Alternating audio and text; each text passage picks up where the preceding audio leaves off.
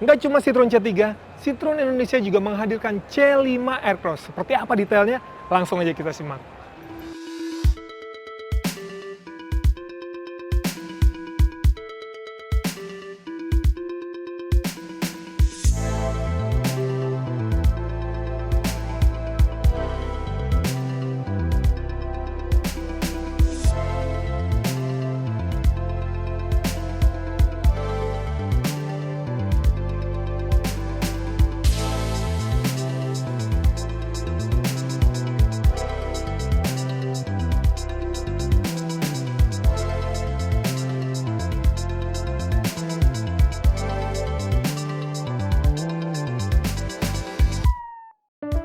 Mungkin buat teman-teman yang nggak tahu ya, jadi kalau C5 Aircross ini dia bersaing dengan VW Tiguan misalnya yang all space, lalu ada Peugeot 3008 ya, jadi dia SUV tapi yang memang kelasnya luxury.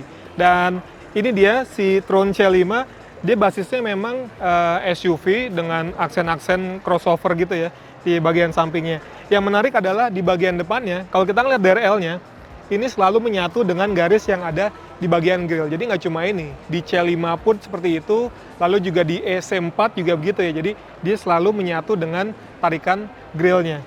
Terus kalau teman-teman lihat di bawah, nah ini sudah ada seperti radar gitu ya, karena memang ini sudah dilengkapi dengan adaptive cruise control. Lalu di sini juga ada beberapa titik untuk sensor parkir, bahkan sampai di bagian samping pun juga tersedia. Oke, kita buka dulu. Ternyata masih manual, nggak pakai pegas. Kirain pakai pegas tadi. Oke, jadi teman-teman untuk mesinnya dia pakai mesin 4 silinder.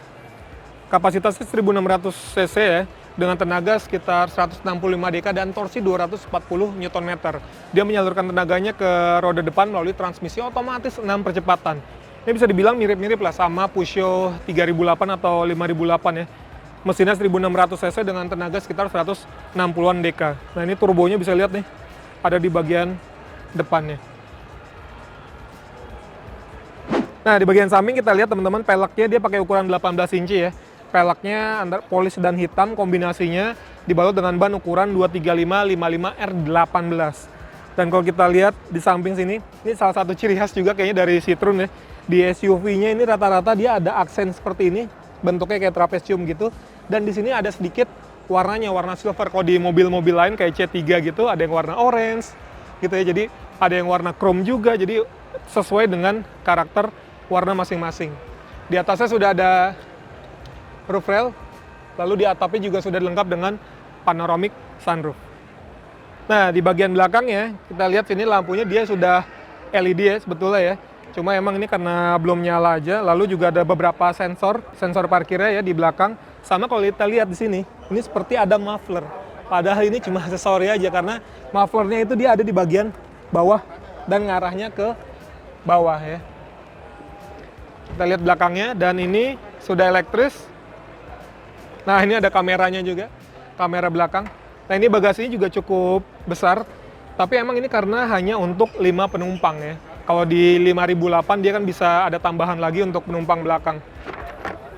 Nah di sini ada serepnya, dia full size. Cuma emang masih kaleng ya, dan di sini ada beberapa toolkitnya. Sekarang kita lihat ke bagian dalam.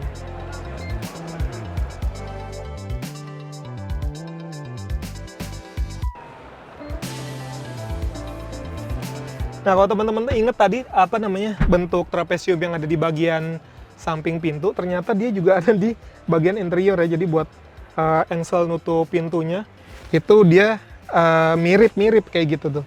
Dan yang saya impress juga pas pertama kali duduk di sini, ternyata empuk.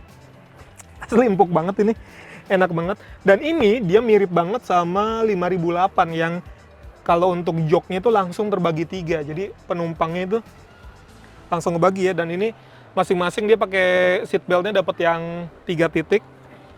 Nah ini bisa dilipat kayak gini teman-teman, untuk akses ke belakang gitu ya. Jadi ya asik aja. Ini juga sebetulnya bisa dilipat lagi kalau mau rata lantai.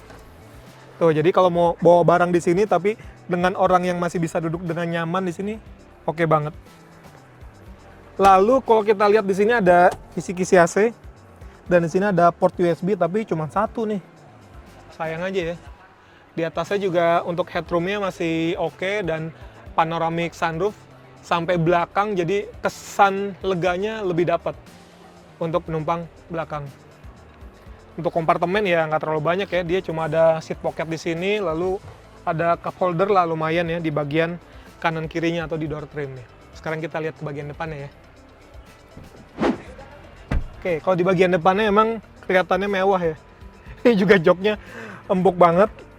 Kalau ini pengaturannya sudah elektris ya, untuk maju mundur sama rebahnya.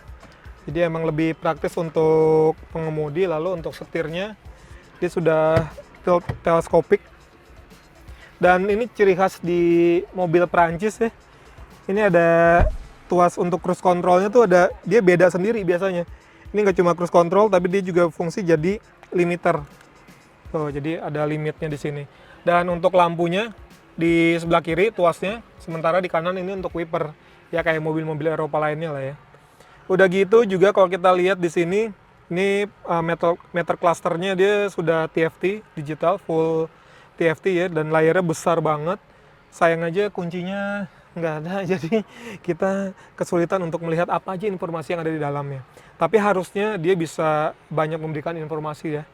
Terus kalau kita lihat ke sini juga untuk head unitnya layarnya sudah LCD besar juga. Di bawahnya di sini ada untuk wireless charging, key wireless. Dan yang menarik ini selector gearnya, dia modelnya kayak gini ya.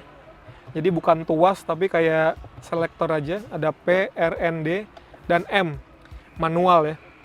Terus di bawahnya ini ada drive mode untuk mode berkendaranya. Di belakangnya ada parking brake tapi belum ada auto hold-nya. Sementara di kiri ini ada untuk downhill control, lalu ada engine start stop. Nah di belakangnya ini ada kompartemen yang cukup besar karena tadi nggak ada tuas transmisi ya. Jadi dia bisa naro kompartemen yang buat naro barang ya kayak dompet atau smartphone gitu ya. Terus di belakangnya ini juga ada kompartemen lagi yang tertutup. Ada cup holder juga di sini. Lalu ada kompartemen, tapi ini nggak terlalu gede ternyata. Di bagian sini kecil aja. Dan kalau kita lihat dashboardnya, memang ini secara tampilan sebetulnya oke. Desainnya keren gitu ya, kelihatan mewah. Tapi kalau kita perhatikan lebih detail nih, ini agak-agak lembek sih sebetulnya. Tapi atasnya emang masih plastik yang keras. Begitu dia juga ada jahitan asli di bagian sininya. Lalu kisi-kisinya juga ini kayak terbagi dua gitu ya. Keren aja ya. Nah ini kalau yang kiri dia masih manual ya, belum elektris kayak yang di jok pengemudi. Tapi ya kalau dari jok ini kombinasi antara kulit sama sweat gitu, lebih enak sih duduknya dan kerasa banget empuknya.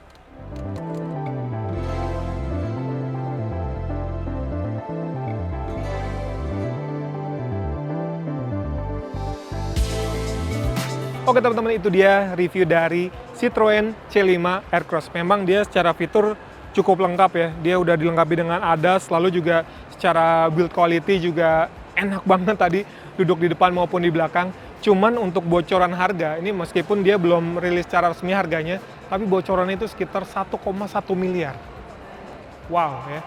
Ini mahal banget kalau dibandingkan sama brand Eropa lainnya misalnya. Kayak VW Tiguan ataupun Peugeot 3008 yang harganya aja nggak nyampe 1 miliar gitu. Masih di kisaran di 700 jutaan. Kalau ini bener pun 1,1 miliar, kayaknya sih agak susah ya. Pertama dia brand yang baru balik gitu ya, Citroen, udah gitu orang-orang kita banyak yang kenal. Banyak banget yang nggak kenal sama merek Citroen.